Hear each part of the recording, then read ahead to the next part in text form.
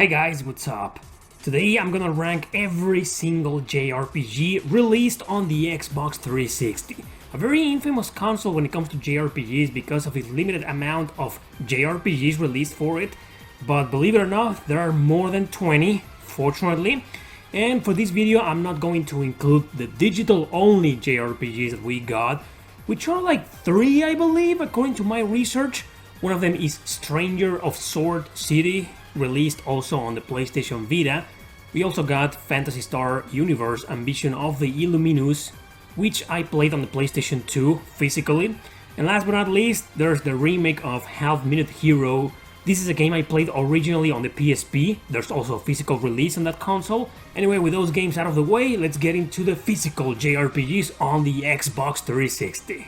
First on the list we've got Blue Dragon, the turn-based RPG exclusive to the system that Hironobu Sakaguchi made right after he left Square Enix. It's like a spiritual successor of Final Fantasy or Dragon Quest because it also has art style from Akira Toriyama and music from Nobuo Uematsu. Unfortunately, story-wise it was a little bit generic, the gameplay was like okay at best.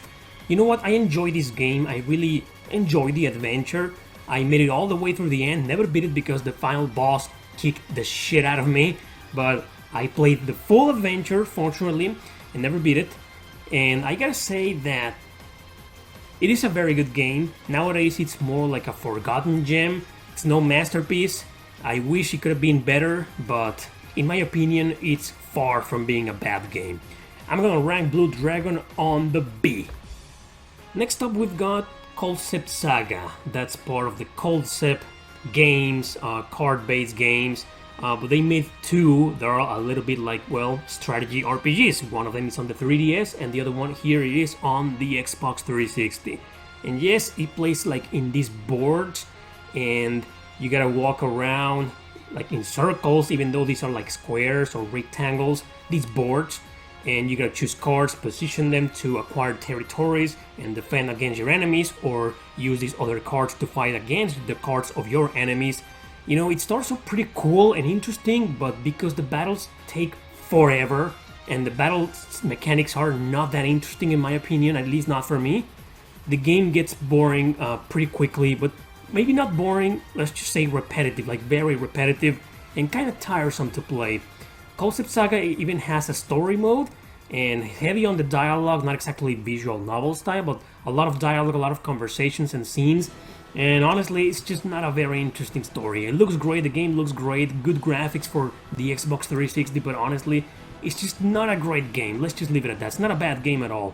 So Culdcept Saga, I'm gonna rank this on the C. It's an okay game. Next up, Dark Souls 1 and 2. You guys know I'm not a fan of these games at all. Maybe it's the fact that they look and play a little bit more like a classic action RPG from the US or from Europe. Maybe that's a problem. So Dark Souls 1 and 2, specifically the first one, I understand the importance and I understand it might be a masterpiece for some of you, but for me it is not. So I'm gonna put Dark Souls on the C tier because I acknowledge it's a good game, it's just not for me. Dark Souls 2, however, I think it's worse than the first Dark Souls. This sequel, I don't know man, there's something about it and I understand why people love Dark Souls, I really do, but Dark Souls 2, I don't. Like this game, I don't know, it's like a watered down version of the first Dark Souls. I don't know man, it's not a bad game, but I'm gonna put Dark Souls 2 on the D tier. Yeah. You can see here there's Dragon's Dogma. That is a game that has 2 versions. Dragon's Dogma and Dragon's Dogma Dark Horizon. Dark Horizon is like an expansion pack, like the better version to play. And the original one is like the vanilla version. Another action RPG by Capcom. Western looking game, like more looks like a Western RPG, but it is a Japanese RPG. It's one of those games that I think they were more designed to play with other people, like a multiplayer online or maybe couch co-op, because by yourself, it can be well, let's just say it's a slow start, customizable character, you go on around in quests and get into parties with different characters, and the action is good, but it's kind of clunky at times. I don't know, Dragon's Dogma is a good game, it's just not for me. C tier for me, but it's still a good game. Enchanted Arms is a game that a lot of people hated. It was almost a launch title on the Xbox 360, later ported to the PlayStation 3, and I think it's one of those games that gets a lot of undeserved hate, mostly because the story is, well, it is kind of generic, and it's a very easy game. The challenge here is like, come on, this game was developed by From Software, the same people who made the Dark Souls games. So how come such a famous company for developing really hard games makes a watered down version of everything, of every single JRPG? It's a very easy game. Sure, it does have a couple of really tough boss battles, but other than that, it's a walk in the park. What stands out for me in this game is the battle system. It plays a little bit on grids, like your characters at the bottom and the enemy at the top. But don't misunderstand this game, it's not a strategy RPG, it's just a little strategy involved. Just because your character's moving grids doesn't mean it's a strategy RPG. Enchanted Arms is a great game, it's no masterpiece, could have been better, but it's still a great game. This is a B tier for me. Next up there is Eternal Sonata. I am a huge, die-hard fan of this game. I love this game with all my heart and soul. I love the Xbox 360 version and I love the PlayStation 3 version. I love this game to pieces. I've covered this game a million times already. Very underrated, and I think it's an RPG that everybody should play. Eternal Sonata goes straight to S. That's how much I love it. Next up is the Final Fantasy XIII trilogy. I'm gonna rank the entire trilogy in one spot because I played the first two games. Lightning Returns, I've never played it, and I know it has like a very mixed reviews, and honestly I didn't like one bit the first two games, so there's no reason for me to play the other one. I doubt it will change my mind. Final Fantasy XIII, it may be a good game, but I think its biggest mistake was to be called Final Fantasy, because this is not Final Fantasy, man. D tier for me, all three games. Next up is Infinite Undiscovery, an action RPG developed by Tri-Ace, the same developers of Valkyrie Profile and Star Ocean. It's a very good game, as a matter of fact. It has a lot of flaws. I guess it's a game that it's kind of hard to praise because it is a little bit hard to get into, especially if you're playing on normal. I played this game and beat it on easy mode and I loved it, but then I played on normal and the difficulty difference was wow in some areas. In some parts, it was okay, the difference wasn't that much, but in some other areas, oh yeah. Infinite Undiscovery, underrated game, no masterpiece. It's an acquired taste, that's the term I was looking for. So let's just say that as an acquired taste, it's a great game. Infinite Undiscovery, I'll give it a B. Lost Odyssey, the second game Hironobu Sakaguchi made after Blue Dragon, after quitting Square Enix. Lost Odyssey, man, is a masterpiece. I love this game. It is this is what Final Fantasy XIII should have been. It's the true Final Fantasy XIII, man. This is a freaking good game. Turn-based RPG, everything about it is great. Sure, there are some tough boss battles, some unbalanced areas, and some parts that can be a little bit, I don't want to say generic, but boring. But 90% of the game, it's just a game you mostly play for the story and the music. Music by Nobuo Uematsu, and man, he did it so right in this game. Lost Odyssey goes straight to S for me.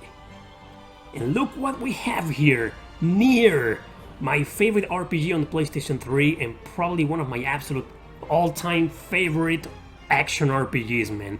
And I gotta say, both versions are equally amazing. I will go with the PlayStation 3 version just because I am a Sony fanboy, a PlayStation fanboy, but you can't go wrong with the 360 version. This game is a masterpiece. I've praised this game to death. No reason for me to cover it anymore. You guys know I'm a hardcore fan of it. NieR, man, I love that game, man. Operation Darkness is a strategy RPG, grid-based, with extremely long maps. Some people compare this game to Valkyria Chronicles, even though they have zero elements in common, maybe except the fact that the characters in both games use guns and shotguns and grenades. That's the only that's the only similarity, and they take place in like a World War II scenario. This game really takes place in the real World War II, but with strong dark fantasy elements, including vampires, werewolves, and zombies. It's a very good game, but it's very unbalanced, and honestly, it's one of the hardest JRPGs I ever played in my life. This is a solid B tier for me, Operation Darkness. One of the most expensive, if not the most expensive JRPG nowadays on the Xbox 360. Phantasy Star Universe was also released on the PlayStation 2, and this is one of those games that I may be one of the very few people on this planet defending it and praising it. It's no masterpiece, it's a very good game. It's not excellent, it's not an S tier, it has a couple of problems. Let's just say it faces similar problems to Operation Darkness, like instead of long maps, because this is an action RPG, long areas, so it can become a little bit repetitive and boring sometimes, and it is a little bit grindy, especially the second half of the game gets somewhat hard, somewhat challenging and unbalanced, and you gotta go and grind. Other than that, it's a great game. Phantasy Star Universe goes to the B tier. Record of Agarest War, the first one, was released on the PlayStation 3 in Europe, but here in North America it was released on the Xbox 360. Curious, huh? It's a strategy RPG, heavy on the fan service side, but the story, leaving the fan service aside, is really good here, and it's one of the longest RPGs ever created. Even the other two Agarest War games are not as long as this one. It spans 5 generations of characters. You play as the main character first, then his son, then the son of this guy, the son of the, and so on. And wow, it's like each character is like 10 to 15 hours, and I'm not kidding. Especially it's a very long game because it's very grind. It's a very hard game, and it's a total grind fest. So if you don't like grinding, forget about this game. This is another B tier for me. I really enjoyed this game. I never beat it. I got to a point where I was like, I can't do this anymore. It's too much. But someday, I'll come back to it. B tier for me. Record of Agarest War Zero, that was the last game on this series. And well, it was a failure. It got mixed reviews for a very good reason. They made a terrible mistake of including certain dungeons where you gotta traverse through them and find your way to the next boss battle. And in all of those dungeons you get a lot of random encounters. And it's a strategy RPG, and each battle takes like 10 minutes. It was crazy. And to make matters worse, there's a combo system. There's something about the combo system, how you attack your enemies, that it was implemented in the other Agarest games, but not as stupidly implemented as in this game. Like, it's a requirement to beat some bosses, otherwise you can't even do damage to them. I rage quit in this game, and that was like, this game compared to the first Agarest, it's total trash. I mean, it's not a terrible game, it's still decent and playable, but goddammit, I can't rank it higher than D. Anyway, Resonance of Fate. I hate this game. I don't care what you say, I hate this game. Giving this game 2 chances, I couldn't get into it. Extremely overly complicated, convoluted and hard. I do like my share of complicated RPGs as long as I can manage to understand them at the end. Resonance of Fate, none of that happened. I don't understand anything, and I paid attention. I did the tutorials, I did everything, and still I didn't enjoy the game one bit. Is it bad? Hell no. I think it's pretty good for people who understood it. But still, this game is not for me, even though it was developed by one of my favorite companies, Tri-Ace. Resonance of Fate is a D tier for me. Yeah, sorry, I can't get into the game. Spectral Force 3, another strategy RPG. This is a grid-based, classic, very good, quest-driven. What appeals to me about this game is that there are several routes to follow. I mean, you play as one route, then on your next playthrough you get to play to another route, and so on, because you gotta choose the faction or the army you want your little band of mercenaries to ally yourselves with. So it's pretty interesting, because that adds a lot of replay value. However, it's a strategy RPG, it's grindy, it was developed by Idea Factory, so it can be quite tough, challenging, repetitive, tiresome. It could have been better, but it has its very positive traits, and a very good story as a matter of fact. Spectral Force 3, a solid B tier for me. Star Ocean The Last Hope, I beat both versions, Xbox 360 and PlayStation 3. And this is a game that a lot of people hate, I know that already. It's like a black sheep in the family, but you know what? I couldn't care less. I love the game. I think it has a very good story. Yeah, some annoying characters and some annoying voice actors for these characters. Just for that, it's no masterpiece. But to me, Star Ocean The Last Hope delivered. A true Star Ocean, good story, good graphics, great battle system, probably the best battle system in the series, in my humble opinion. So to me, Star Ocean The Last Hope, a straight A tier. Tales of Vesperia. I love the game, what can I say? I'm a huge Tales of fan, I love this game. I think it's one of the most balanced and friendly entries into the Tales of series for beginners. Good story, good graphics, good battle system, balanced gameplay, challenge. It's not hard, it's not easy, it's okay, the difficulty is just right, the music it's okay, everything is fine in this game, but it's just so fine, it doesn't stand out really that much in almost anything, except the main character, which I think is one of the coolest main characters in all JRPG history. Other than that, everything else just seems great. Tales of Vesperia, however, it can't be an S tier for me, so I'm gonna send this guy into the A tier. Another freaking amazing game. The Last Remnant is a game I put my hours in this game. It's a convoluted mess. I hate the battle system, but it's a very unbalanced game and very unbalanced, because some battles are like a walk in the park. Even if you don't know what you're doing, you just click buttons, the battles play out and you win. Okay. And then you get to another battle and you win. You keep winning, so you're on a winning streak, and all of a sudden you hit a roadblock. You hit a ginormous wall that kills your party in seconds. People keep telling me the remaster on modern systems fixed all the problems, but my main problem is the battle system itself. Did it change? No, I've seen gameplay and it looks the same. So I don't know, The Last Remnant, I couldn't get into it. I hate this game, and I got far into it. I did like 15 hours, I remember, and I was enjoying the story, the characters, the music, but it's just the battle system killed it for me. I don't like that battle system one bit. Last Remnant, it's a D tier for me. It's not a terrible game, but I can't stand it. Last but not least, Zoid's Assault. Zoid's Assault is one of the most boring RPGs I ever played in my life. I can't believe this game exists. I know it's a huge franchise in Japan, and I've played other games in the series and they're okay. There's one on the Game Boy Advance that I thought was okay, decent.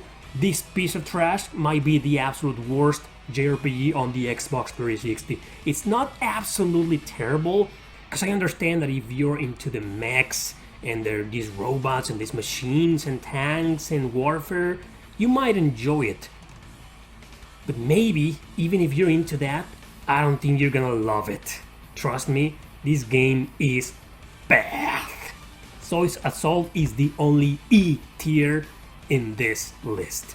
And that concludes my video. This is my ranking, check it out. 3 masterpieces on the top because I love them so much. That's it, people, thank you very much for watching. Don't forget to subscribe, share this video with your friends, and I guess I'll see you on the next ranking.